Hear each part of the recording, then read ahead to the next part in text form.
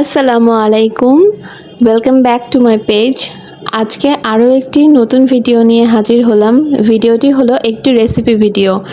যেহেতু ঈদের মরশুম চলছে, তো এই ঈদে আমি মেইন ডিশ হিসেবে যেই খাবারটা রান্না করেছিলাম সেটা হলো শাহি মাটন পাক্কি বিরিয়ানি।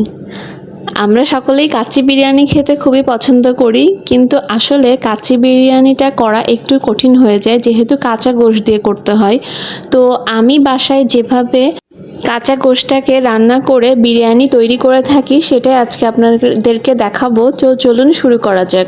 প্রথমে আমি এখানে 1.5 কেজি মতো খাসির গোশত নিয়ে নিয়েছি। এতে 2 টেবিল চামচ লবণ, 2 টেবিল চামচ আদা রসুনের পেস্ট, 3 টেবিল চামচ পেঁয়াজের পেস্ট, হাফ চা চামচ জিরার পেস্ট। এর সাথে দিয়ে দিচ্ছি এখানে আমি বেটে রেখেছিলাম 3টা পেঁয়াজ, তার সাথে কাঠবাদাম 10টা, তার সাথে দিয়েছিলাম জয়িত্রী, জায়ফল, কিশমিশ, গোলমরিচ, এগুলো দিয়ে পেস্ট করে রেখেছিলাম সেটা দিয়ে দিলাম প্রায় হাফ কাপ মতো। আর এখানে আমি 10-12টা কাজু বাদাম পেস্ট করে রেখেছিলাম সেটাও দিয়ে দিলাম। এখন দিয়ে দিচ্ছি প্রায় হাফ কাপের মতো টক দই। এরপরে আমরা দিয়ে দিব সামান্য একটু টেস্টিং সল্ট, এটা না দিলে আসলেই টেস্টটা ভালো আসে না। এই পর্যায়ে দিয়ে দিচ্ছি শানের করাচি বিফ মশলা 3 টেবিল চামচ। এখন দিয়ে দিচ্ছি আগে থেকে পেঁয়াজের বেরেস্তা করে রেখেছিলাম সেটা প্রায় 1 মুঠ পরিমাণ দিয়ে নিলাম। এখন দিয়ে দিচ্ছি প্রায় 3 টেবিল চামচ মতো ঘি। এই পর্যায়ে দিয়ে দিলাম 1 চা চামচ মতো গোলাপ জল এবং 1 চা চামচ মতো কেওড়া জল।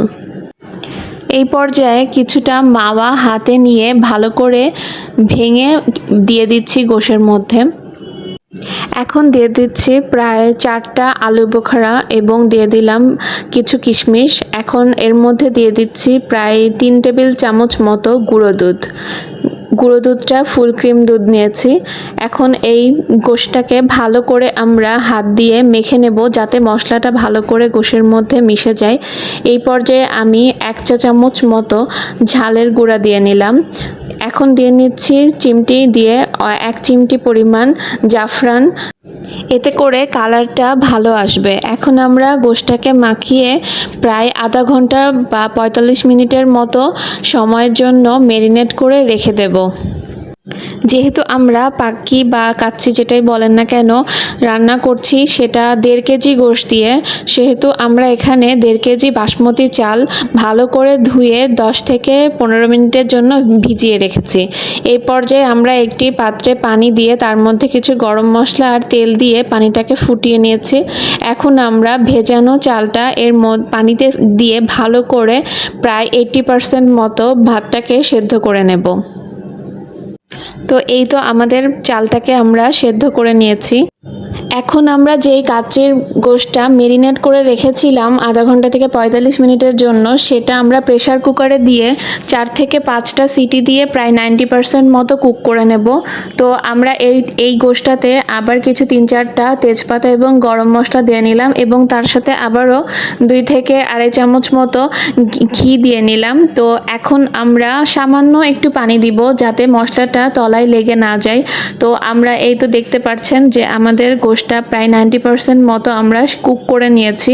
তো এখন আমরা কাচ্চিটা বা পাক্কিটা যেটাই বলেন না কেন সেটা আমরা যে হাঁড়িতে রান্না করব সেখানে লেয়ারিং করে নিচ্ছি। প্রথমে আমরা কিছুটা রাইস দিয়ে নিলাম, এরপরে যে আমরা আলুটা ভেজে রেখেছিলাম লবণ এবং জাফরান দিয়ে সেটা দিয়ে দিলাম। এখন গোশের একটা লেয়ার করলাম, এর উপরে আবারও রাইসের লেয়ার করে দিচ্ছি। এইভাবে আমরা 2টা থেকে 3টা লেয়ারিং করে নেব। এখন আমরা লাস্ট লেয়ারটার উপরে ভাত দিয়ে দিলাম। এরপরে আমরা দিয়ে দিচ্ছি এখানে আবারও যেই কাচ্চির মশলাটা সেটা দিয়ে দিলাম 2 টেবিল চামচ। এর উপরে দিয়ে দিলাম মাওয়া গুঁড়ো করে রেখেছিলাম সেটা। এখন দিয়ে নিচ্ছি আপনার আবারও 10 থেকে 12টা মতো কিশমিশ। এখন দিয়ে নিচ্ছি 2টো আলু বোখারা।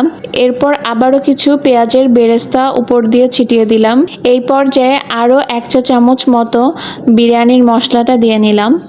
এখন চিমটি দিয়ে আমরা প্রায় হাফ চা চামচ মতো জাফরান রং উপর দিয়ে ছিটিয়ে দিলাম। এই পর্যায়ে দিয়ে দিচ্ছি আবারও কিছুটা গোলাপ জল এবং কেওড়া জল, এটা দিয়ে নিচ্ছি আবারও 1 চা চামচ মতো করে। তো এখন দিয়ে দিচ্ছি আবারও একটা ঘিয়ের লেয়ার উপর দিয়ে। এতে করে খুশবুটা খুবই ভালো আসবে কাচ্চির। এই তো আমাদের মাটন এবং রাইসের লেয়ারিং কমপ্লিট হয়ে গেছে। এখন আমরা আমাদের পাক্কিটাকে দমে রাখবো। সেই জন্য আমরা যাতে মুখটা ভালো করে সিল হয় এই জন্য আটা দিয়ে ঢেকে মুখটা সিল করে দিয়েছিলাম। তো এই তো আমরা প্রায় আধা ঘন্টা দমে রেখেছিলাম মিডিয়াম টু লো হিটে। তো এখন আমাদের কাচ্চি বা পাক্কি, আসলে এটা পাক্কি বলা চলে যেহেতু আমরা গোশটাকে আগেই পাকিয়ে নিয়েছি বা রান্না করে নিয়েছি। তো আমাদের মাটন পাক্কি বিরিয়ানিটা একদম পারফেক্টলি কুক হয়ে গিয়েছে। তো দেখতেই পাচ্ছেন যে কতটা পারফেক্ট এবং লোভনীয় লাগছে। আসলে আমাদের এই পাক্কি রান্নাটা খুবই মজা হয়। আপনারাও এইভাবে চাইলে ট্রাই করতে পারেন বাসায়। আমি তো আমাদের ঈদের দিন এই রান্নাটা করেছিলাম। তো আমার পরিবারের সকলেই অনেক মজা করে এটাকে খেয়েছে এবং তারা বরাবরই এটা খেতে খুবই পছন্দ করে। তো আজকের ভিডিওটা যদি আপনাদের ভালো লেগে থাকে তাহলে অবশ্যই লাইক, কমেন্ট, শেয়ার করবেন এবং আমাদের পাশে থাকবেন। তো আজকের ভিডিওটা এখানেই শেষ করছি। আল্লাহ হাফেজ।